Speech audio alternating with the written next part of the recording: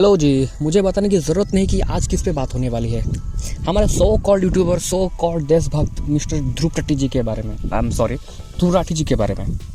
चलिए बिना किसी देरी के चलते हैं हमारे सीधा टॉपिक की तरफ। आजकल जहाँ भी देखो एक ही चीज़ बहुत ट्रेंड कर रहा है, गोदी मीडिया और अंधभक्त। ठीक है, माफ़ कीजिए, हर जगह नहीं, कुछ चुनिंदे जगहों पे जहाँ पे बीजेपी को विरोध किया जाता है वो सिर्फ वहीं पे।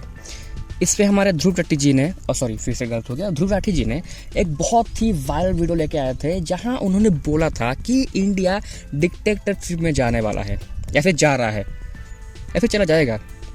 छोड़िए, एक बात मैं पहले क्लियर करना चाहता हूं। अगर 10 साल के शासन में एक पार्टी के खिलाफ तू बोल रहा है कि इंडिया को डिक्टेटरशिप लेके जाने वाला है वो बंदा, तो पिछले 70 साल से एक पार्टी जो सत्ता में था उसको क्या बोलेगा तू? मैं यहाँ पे एक और बात बताता हूँ कि मैं यहाँ पर इलेक्ट्रल बॉन्ड के बारे में बताने वाला नहीं हूँ, क्योंकि वो सबको पता है। ठीक है, मैं यहाँ पे वो सब बताने वाला हूँ जिसको ध्रुव राठी जी ने बहुत ही अच्छे तरीके से छुपा के रखा है। ऑडियंस को उसके बारे में कुछ बताया ही नहीं उनके वीडियो में। ठीक है, मिस्टर ध्रुव राठी जी, आपने तो बहुत ही वायरल वीडियो लेके आ गए कि इंडिया डिक्टेटरशिप में जा रहा है, लेकिन ऑडियंस को बाकी बात तो बताना भूल गए आप, जो कि मैं अभी बता देता हूँ। ठीक है, उससे पहले और एक टॉपिक में मैं बात करना चाहता हूँ आप ही के बारे में। ठीक है, 2021 में मुन्नावर फारूकी जो स्टैंड अप कॉमेडियन थे, एक वीडियो लेके आए थे जहाँ पे उन्होंने श्री राम जी और माता सीता को लेके असभ्य टिप्पणी दी थी, तो उनके ऊपर कार्रवाई हुई थी जो कि लीगल था। ठीक है, तो इसके ऊपर ध्रुव राठी जी वीडियो लेके आ गए थे कि ऐसा कुछ नहीं है, मुन्नावर फारूकी ने किसी भी धर्म को ठेस नहीं पहुंचा है वगैरह वगैरह। मतलब कहने का मतलब ये है कि मुन्नावर फारूकी को डिफेंड करने के लिए वो एक वीडियो लेके आए थे। इसके बाद हमारे सो कॉल्ड एक्टिविस्ट, ठीक है, सोशल एक्टिविस्ट यूट्यूबर कन्हैयालाल जी के भी तो हत्या हुई थी। कन्हैयालाल जी की गर्दन काट के हत्या कर दी गई थी। इसके बारे में तो आप बताना भूल गए। आपके वीडियो में, यूट्यूब वीडियो लिस्ट में कहीं भी कन्हैयालाल जी मर्डर केस के बारे में कुछ भी बोला नहीं गया। क्यों? श्रद्धा वॉकर केस, ये भी बहुत ब्रेकिंग था उस टाइम।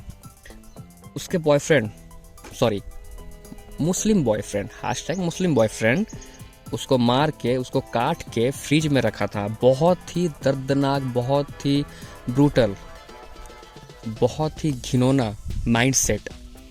इसके बारे में भी ध्रुव राठी जी ने कुछ भी नहीं बोला।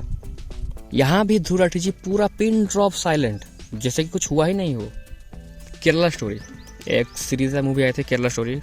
हालांकि मैंने केरला स्टोरी देखी नहीं है, लेकिन थोड़ा बहुत पता है कि उसमें ये दिखाया गया है कि उस टाइम पे रिलीजन के नाम पे कन्वर्जन होता था, हिंदू को मुस्लिम किया जाता था। ठीक है, तो ध्रुव राठी जी ने इसको भी ऑफेंड करने के लिए अपना एड़ी चोटी का जोर लगा के वीडियो लेके आते हैं कि ये सब झूठ है, सब बकवास है, ऐसा कुछ नहीं होता, केरला स्टोरी झूठ है, झूठ पे बुनियाद पे बना हुआ है। सब कोई XYZ, मतलब कुछ भी उनको लॉजिक सही करना था उनका कि केरला स्टोरी झूठ है।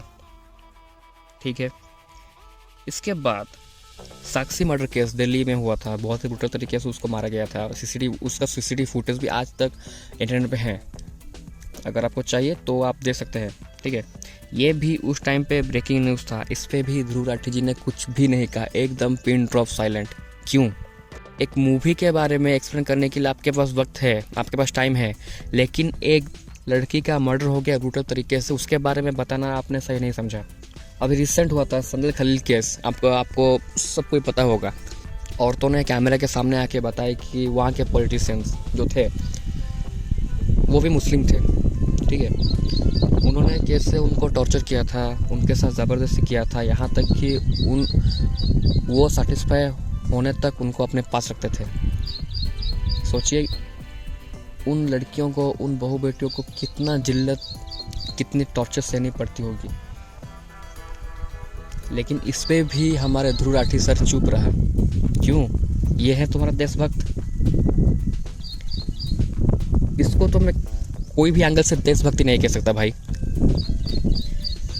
अगर तुझे लगता है कि तू ओनली बीजेपी के खिलाफ बोल के तो अपना देशभक्ति साबित करना चाहता है, तो तुम शायद नहीं, तुम पूरी तरह से गलत हो। तुमको बीजेपी के अलावा और कोई पॉलिटिकल पार्टी दिखती नहीं है। ये कैसा देशभक्ति हुआ भाई? बदायूं मर्डर केस, ये भी एक रिसेंट न्यूज़ है। दो बच्चे को एक मुस्लिम ने गला काट के हत्या कर दी। इसके बारे में भी ध्रुव राठी ने बताना सही नहीं समझा अपनी यूट्यूब चैनल पे। क्यों पता नहीं।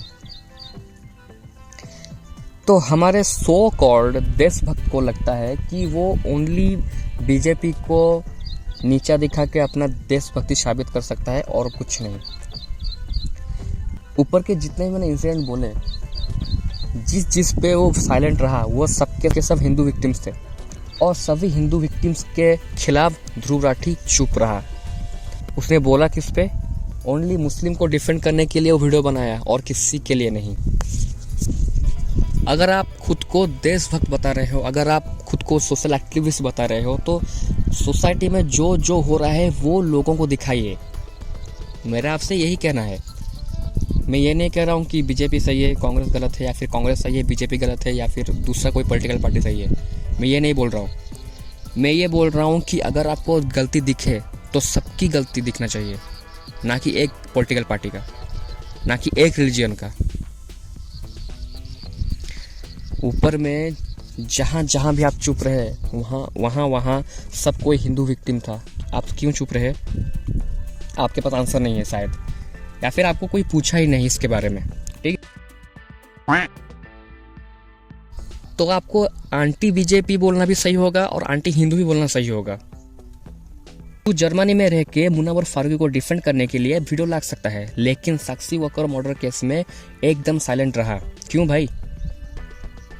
उस टाइम तेरा इंटरनेट का टावर तेरे गाड़ में घुस गया था क्या, जो तू वीडियो बना नहीं पाया? तू केरला स्टोरी को ऑफेंड करने के लिए अपना एड़ी चोटी का जोर लगा के वीडियो बना सकता है, लेकिन कन्हैयालाल मर्डर केस के बारे में तू एकदम साइलेंट रहा। क्यों?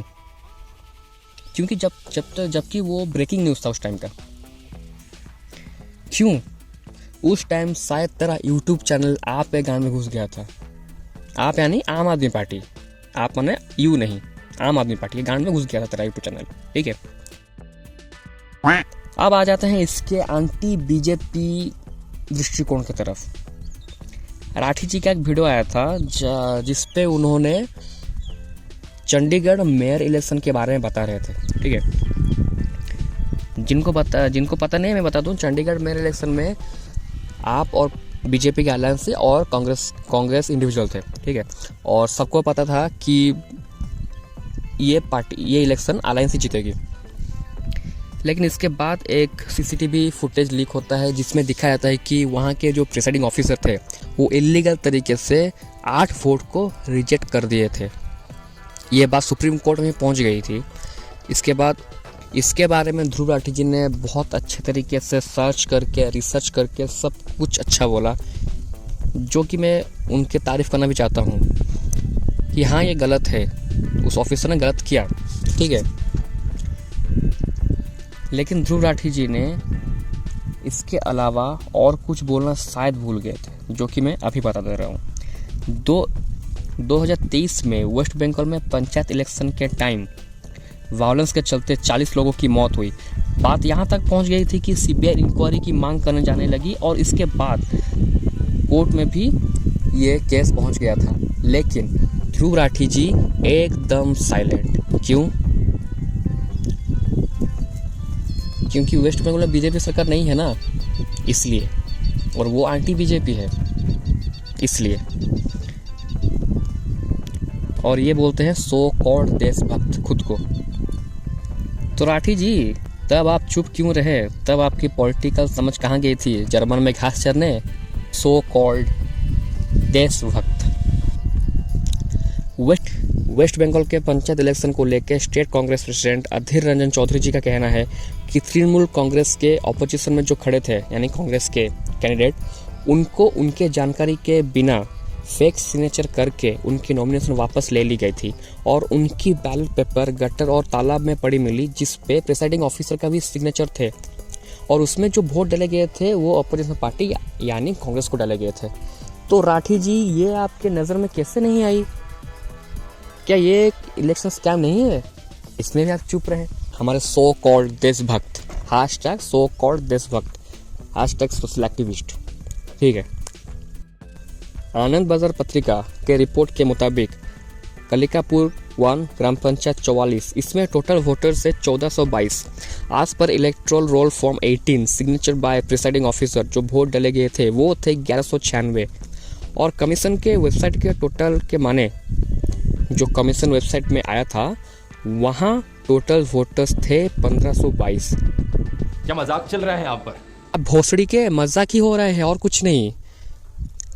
तेरे आँख में अभी आपका गांड ही घुस गया है, ठीक है, इसलिए तुझे ये सब दिख नहीं रहा है, क्योंकि तेरे आँख में सिर्फ एंटी बीजेपी का मोर्चा नजर आएगा और कुछ नहीं।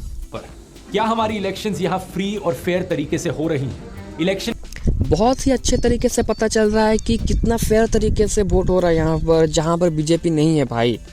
हाँ तो एंटी बीजेपी। अब कहाँ गया तेरा पॉलिटिक्स की नॉलेज? अब तेरे गांड में पेपर घुस गया या फिर मुंह में तृणमूल कांग्रेस ने दे दिया पैसा? तेरी बात हमेशा घूम फिर के बीजेपी के ऊपर क्यों आ जाती है मुझे पता नहीं। पॉलिटिकल पार्टी ओनली बीजेपी नहीं है देश में, और भी कई पॉलिटिकल पार्टी हैं, उनको भी थोड़ा देख ले भाई, उनके ऊपर भी थोड़ा नज़र मार ले भाई।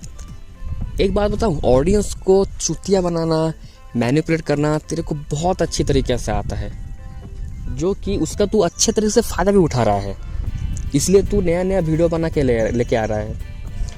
मैं तुझे यहाँ ये बताने नहीं आया हूँ कि कांग्रेस ने क्या किया, बीजेपी ने क्या किया, वो किया वो किया,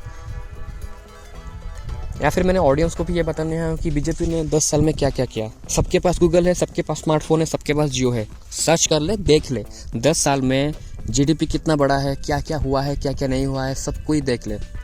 तू जर्मन के कुत्ते के अलावा और कुछ नहीं है। या फिर तेरे को कुत्ता कहना भी बहुत शर्मसार लग रहा है मेरे को, क्योंकि कुत्ते बहुत ही लॉयल होते हैं। कभी भी तेरे मुंह से बीजेपी के लिए कुछ अच्छा नहीं निकला, या फिर निकलेगा भी नहीं, मुझे पता है, क्योंकि तेरे गांड में आपने झाड़ू दे रखा है और तेरे मुंह में कांग्रेस ने अपना हाथ दे रखा है, इसलिए तेरा आंख ऑटोमेटिक बंद हो जा रहा है, सबको पता है, ठीक है। तो ये तू अपना सो कॉल्ड देशभक्ति अपने पास रख, क्योंकि ये कहीं भी किसी भी कोई भी एंगल से देशभक्ति नहीं है।